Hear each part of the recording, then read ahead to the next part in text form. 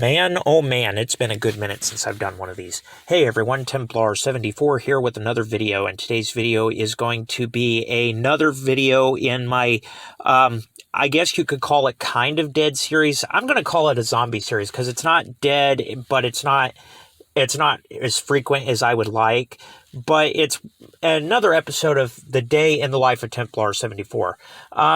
Yeah, pretty much I'm calling this a zombie series because I've been wanting to do another episode of it for a long time, and just things have gotten crazy and I hadn't gotten around to it. But I did promise it, and so here I am to deliver. And like I said in the last episode of this podcast, which was like, 2-3 months ago now? Gosh, it doesn't seem that long. But yeah, I digress.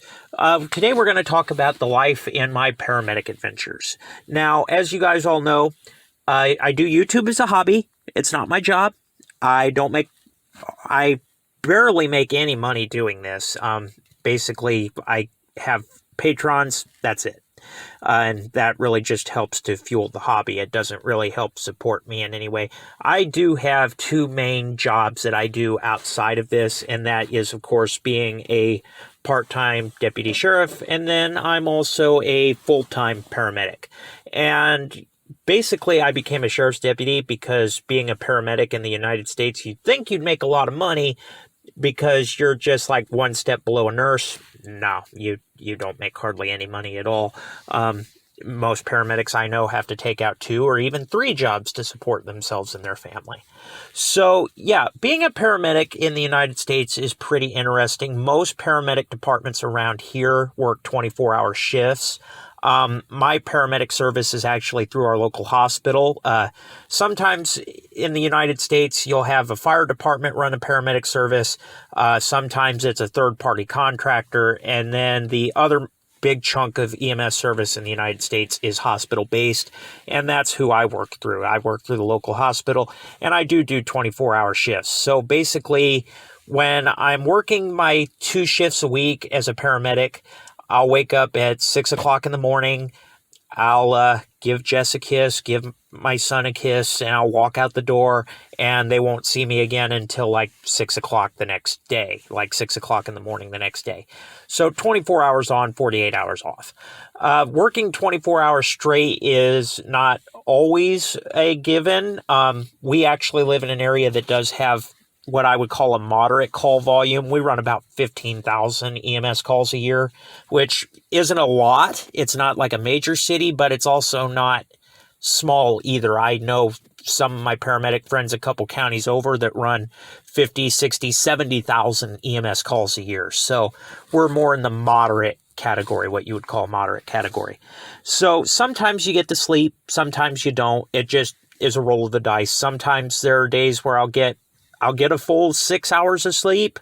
The hospital does provide us with bunk rooms where we do get a chance to get some rest when we're not out running calls, doing reports, or working in the emergency room. But most of the time we are on the trucks or in the emergency room. It just depends on the day. So yeah, that's pretty much the basic story of how paramedic systems work in the United States and how our system in particular works. I'll leave at 6 o'clock in the morning. Like I said before, I'll drive the 3 miles down to the hospital. I'll clock in, sign for the drugs that I'll use on my shift, and check my ambulance. And then basically I'll either go work in the hospital where I'm needed if the truck doesn't get paged out first, or sometimes we're permitted to go to the bunk room if the ER is not particularly busy and there's no calls. Then we're permitted to just kind of go upstairs into the bunk room, kind of relax, watch TV, work on our continuing education because you're constantly in school being a paramedic. I have to do at least 200 hours of continuing education a year to maintain my paramedic license. So yeah, it's never the same thing twice in one day, which I really do enjoy. And so with that, I want to talk briefly about a couple of situations we've had. Names have been changed. I'm not going to get too specific because of HIPAA and everything else, but I do want to just kind of describe basically I want to give you an idea. So our area is a nice mix of rural and city. We live right in the middle of the county seat. We are actually the capital city of our state. So we've got a pretty good sized city. During the week, our population swells. And then during some times of the week, sometimes the year, we have hardly anybody here. We're also a university town. So we have a university, we have city, and then you get about 5 miles outside of the city and you're out in the middle of corn and soybean fields. So we have a pretty good mix of everything here. We get a little bit of everything, to be honest. We have industry, we have terrorism threats, we have everything. So yeah, probably one of the more interesting areas to work in. And like I said, we're not only out in responding on the Band-Aid box, as I like to call it, we're also working in the hospital in the emergency room. So we see quite a bit of interesting stuff.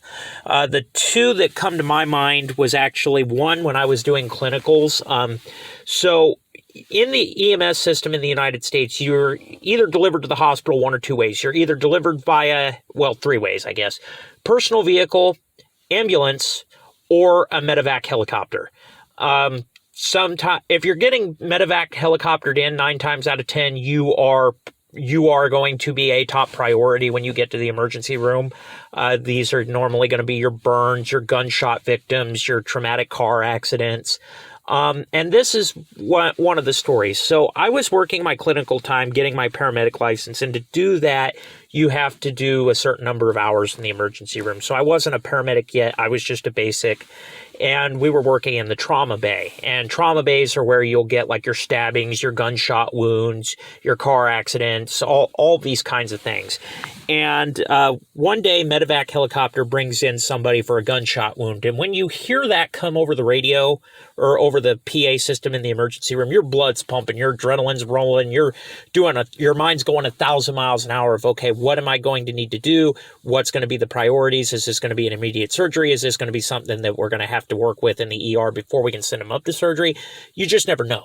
So they roll the guy in, and you get a look at his legs, and you've got his right leg, which looks pretty much normal, and then you've got the left leg, and pretty much it's a mangled mess from above the knee to the hip. You've got bone sticking out, you've got blood everywhere. They've actually applied a tourniquet on the leg to stop the bleeding. And the guy, the paramedic, or the life flight nurse, I guess I should say, the helicopter nurse, we call them life flight, but there are other names. It's not just life flight. Life flight's more of north of us, but I digress on that whole point.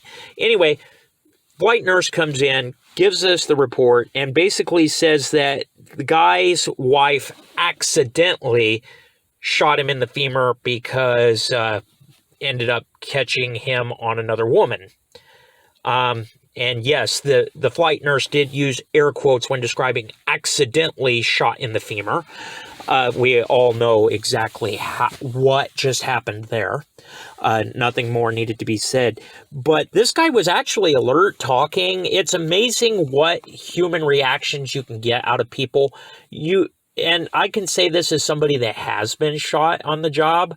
You either get the, oh my gosh, I'm shot, I'm going to die, or you get the people that just kind of are like, oh, I got shot?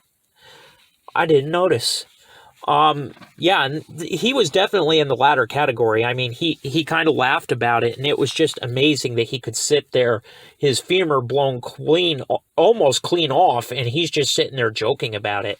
And the guy actually we were actually able to save his leg at the hospital, but it's just amazing the kind of reactions you can get out of people when they're in life or death situations like that. And so there's that. That's basically a story of when you're working in the emergency room.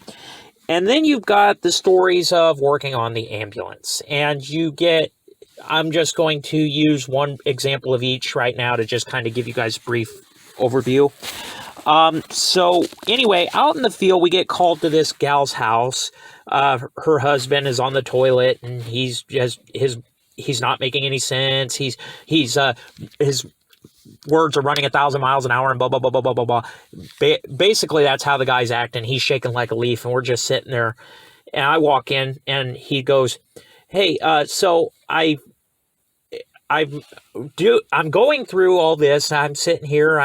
I'm doing all this. I'm doing what I wanted to do, and then all of a sudden I twitch, and I was like, "You twitch? Explain." And he's just going on, and then you see him kind of tense up, and his face kind of squitch, and I was like, dude, do you have a implanted cardio inverter? And I'm going to just give the Reader's Digest version of what this is. It's basically a pacemaker. It shocks the heart when it gets too fast or too slow to knock it back into a normal rhythm. And the guy's like, yeah, why? And so after the second time of watching this happen with me standing there, basically the guy says, that's why the doctor told me to stop drinking beer. Really, the dude was high on some kind of drug. I don't exactly remember what kind of drug it was at the time, and it's kind of irrelevant.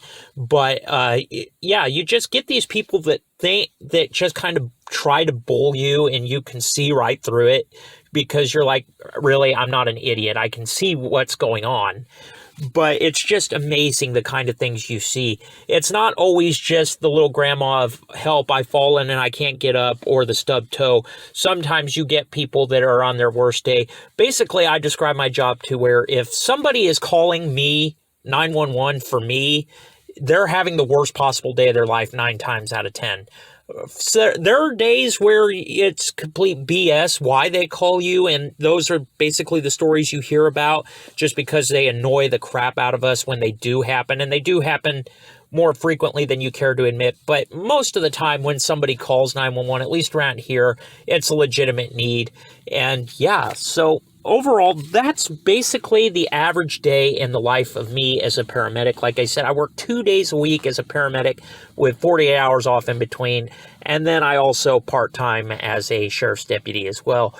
So I see a little bit of everything, and my days are never the same, which I truly do enjoy. But yeah, at the end of the day, it's all about saving lives and helping people, and Band-Aid boxes don't get me started on the absurd cost. You would think, and I'm going to get off on a little tangent here, you would think with how much healthcare costs in the United States and how much a typical Band-Aid box costs, and I use that term for an ambulance, you would think that the people on those ambulances would get paid a decent wage, but no. Most times we're paid just barely at minimum wage, if that.